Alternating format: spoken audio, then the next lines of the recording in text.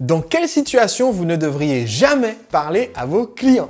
Aujourd'hui, j'aimerais vous parler d'un livre qui explique comment aider vos clients à avoir davantage de résultats et qui explique que quelquefois, vous ne devriez pas communiquer avec vos clients de façon aussi contre-intuitive que cela peut sembler. Ce livre, c'est Customer Success, un livre de Lincoln Murphy avec Nick Mehta et Dan Steinman. C'est coécrit par 3 auteurs. Dans ce livre, Lincoln Murphy et les 2 autres experts parlent de leur expertise qui est comment aider les clients à avoir davantage de résultats. C'est un nouveau domaine professionnel qu'on appelle le Customer Success en anglais, le succès client en français, et qui est différent de la satisfaction client. Là, il ne s'agit pas de faire en sorte que les gens soient contents ou heureux, il s'agit de faire en sorte que les gens aient le résultat souhaité avec le produit. Et comme l'explique l'auteur, et je vous ai déjà expliqué ce concept précédemment dans mes vidéos, il y a une très grosse différence entre vouloir juste aider les gens à être contents ou vouloir aider les gens à avoir des résultats. Quelquefois, vos meilleurs clients, ceux qui ont le plus de résultats, vont être de façon passagère, vont être mécontents. Pourquoi est-ce qu'ils vont être mécontents? Parce que justement, ils poussent le produit au maximum de son utilisation et donc, il y a certaines limites contre lesquelles ils vont se frotter qui vont créer de la frustration et pourtant, ils ne voudraient jamais se séparer de ce produit. Exemple, depuis que David G m'a offert un MacBook et ensuite un MacBook Pro parce que j'ai gagné un concours qu'il avait lancé, et bien depuis que j'ai gagné ce MacBook Pro et que je me suis investi dans son utilisation, je pense que je ne retournerai jamais vers un PC avec Windows, qui était ce par quoi je jurais auparavant. Et pourtant, il y a régulièrement des petits détails qui me frustrent dans l'utilisation de mon Mac.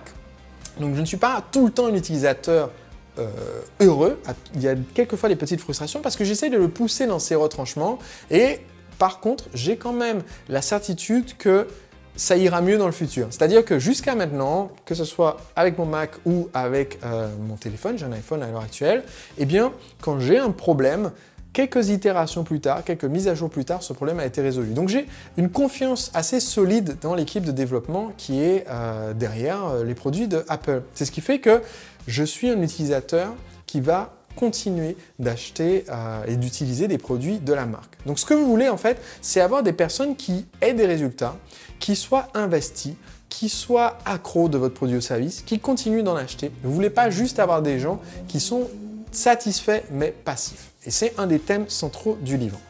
Cependant, je vous ai dit tout à l'heure que dans certaines situations, vous ne devriez pas parler aux clients. Qu'est-ce que je veux dire par là? En fait, l'auteur distingue dans ce livre, c'est le seul livre dans lequel j'ai entendu cette distinction, il distingue 3 niveaux de communication client. Et c'est ce que j'aimerais partager avec vous aujourd'hui. Il existe 3 façons différentes de structurer votre communication avec les clients selon le modèle d'affaires de votre entreprise. Le premier niveau de communication client, c'est le niveau high touch. Qu'est-ce que ça veut dire high touch? Ça veut dire que vous êtes en communication intense et personnelle avec les clients. C'est un modèle qui en général correspond à des entreprises dont le modèle d'affaires est celui du consulting, du service à la personne, d'un service très haut de gamme et très personnalisé.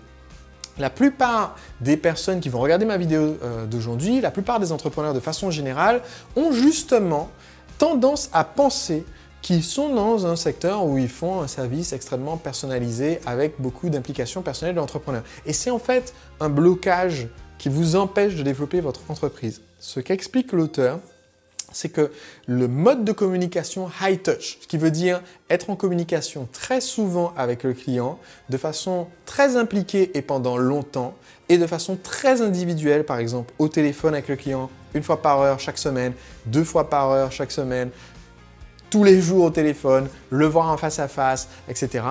Eh bien, cela ne s'adapte que dans des entreprises où vous avez un business model où ce temps a une très forte valeur financière. Par exemple, une des entrepreneurs que j'ai conseillé a un modèle d'affaires où elle travaille avec des entreprises du Fortune 500 aux États-Unis, les 500 plus grosses entreprises américaines. Et elle vend des contrats à plusieurs millions d'euros. Et donc oui, elle est très présente personnellement sur la vente de ces contrats et après dans la livraison de ces contrats parce que ça valorise quand même son temps à la hauteur de dizaines de milliers d'euros par heure ou par coup de fil. Donc elle investit ce temps et elle est en communication high touch avec les acheteurs et avec les utilisateurs finaux. Par contre, si vous êtes coach, consultant, eh bien vous devriez plutôt avoir le deuxième mode de communication conseillé par l'auteur, qui est le mode low touch. Qu'est-ce que ça veut dire? C'est un peu l'inverse. Au lieu d'être très impliqué tout le temps de façon personnelle et de façon individuelle avec le client, eh bien vous allez avoir une grande partie de la communication, peut-être 80%, qui est faite sur des modes groupés, des modes électroniques et des modes automatisés. Ce qui est très différent de ce que j'ai dit précédemment sur de l'individuel, face à face ou téléphone et personnalisé. Donc là, on est sur quelque chose de diamétralement différent. Donc par exemple, si vous êtes en communication low touch, ce qui est le cas pour la plupart des entreprises, par exemple de formation, si vous êtes une entreprise de formation, eh bien, vous ne pouvez pas forcément vous permettre, à moins de vendre des contrats au Fortune 500, pas vous permettre de faire de la formation en individuel, à grand volume et à bas coût. Sinon, simplement, vous allez rester une très petite activité qui vous nourrira à peine et qui ne pourra pas se développer parce que vous avez un plafond sur votre nombre d'heures par semaine. Donc, ce que vous allez faire à la place, c'est vous remplacer. Ce que j'ai fait, c'est au départ me remplacer par des activités collectives, des ateliers, des séminaires. Donc, au lieu de former une personne à la fois, je peux maintenant former, c'était en 2008, former 8 personnes en février 2008, 16 personnes en mars 2008, 32 personnes en avril 2008, 100 personnes en septembre 2008 et passer donc à 200 personnes, 400 personnes dans un événement, 1000 personnes dans un événement, ou alors le faire en ligne en numérisant les contenus, ce qui me permet de toucher des milliers de personnes simultanément et de donc limiter en fait mon implication sur du temps individuel ou personnel. Donc, ce mode low touch est celui qui convient en fait à la majorité des entreprises où en fait la plus grande partie de votre communication client se fait de façon groupée et ensuite vous pouvez ajouter des opportunités de personnalisation qui peuvent être payantes ou alors qui sont très encadrées de façon à éviter que ça bouffe tout votre temps personnel. Et c'est ce qui vous permet à la fois d'aider davantage de clients, d'apporter davantage de valeur au monde et aussi de créer davantage de valeur pour vous et votre famille parce que vous êtes plus disponible et que votre entreprise vous rapporte davantage. Le troisième type de communication client, c'est tout simplement le mode de communication Tech Touch. Qu'est-ce que ça veut dire? Ça veut dire que vous avez une communication essentiellement facilitée par la technologie et non pas par un contact humain.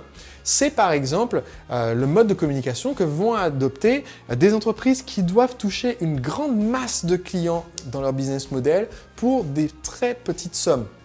Vous prenez un opérateur téléphonique, vous prenez une librairie en ligne comme Amazon, vous prenez des systèmes en fait qui vendent un produit ou service pour très peu cher à un très grand nombre de personnes. Eh bien, vous ne pouvez pas en fait vous permettre de financer. Déjà, vous-même, vous ne pouvez pas vous permettre d'avoir une interaction personnelle avec chaque personne. C'est pas possible, juste pas possible pour Jeff Bezos de passer un coup de fil à chaque personne qui fait sa première commande sur Amazon. C'est juste pas possible. Il n'a pas le temps. Ensuite, c'est pas non plus possible pour lui d'embaucher tellement de personnes qu'il est un humain qui passe un coup de fil à chaque personne qui fait sa première commande sur Amazon. Financièrement, ça ne marche pas parce que la marge est trop petite sur la majorité des produits pour pouvoir financer un coup de fil par client. Même si on embauchait des gens dans des pays défavorisés, ça ne marcherait quand même pas.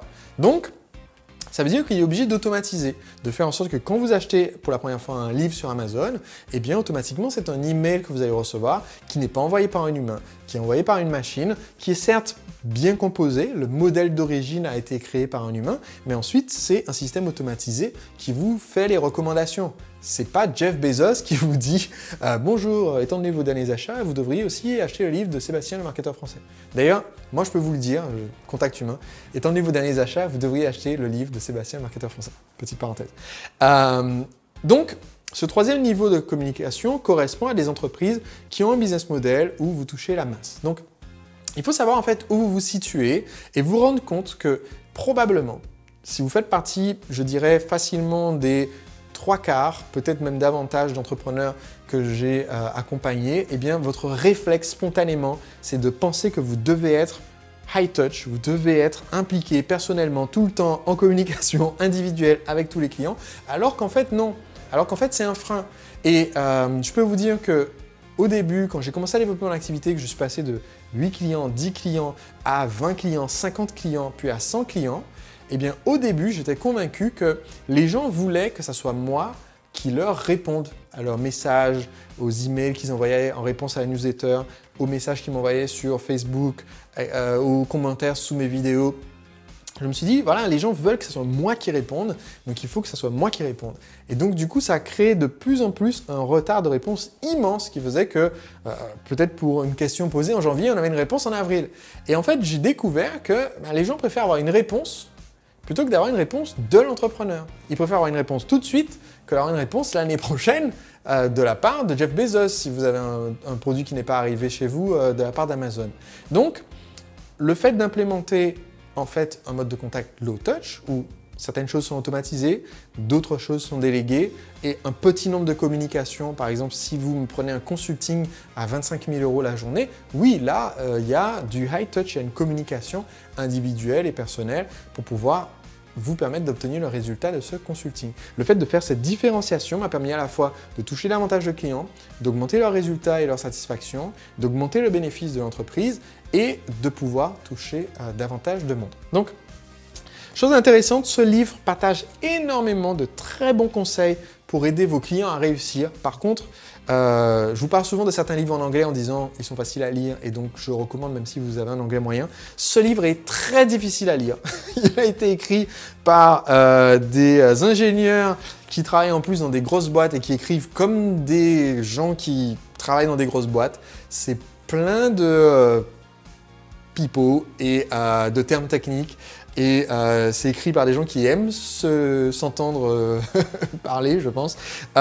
Donc voilà, si vous n'avez pas un très bon niveau en anglais, ça sera très très dur à lire. Donc voilà, parmi les livres sur créer le succès client, c'est un bon livre en termes de contenu. C'est très mal écrit en termes de forme. Donc mon avis est mitigé sur est-ce que je vous le recommande ou pas. Si vous êtes passionné par le sujet, seulement je vous le recommande.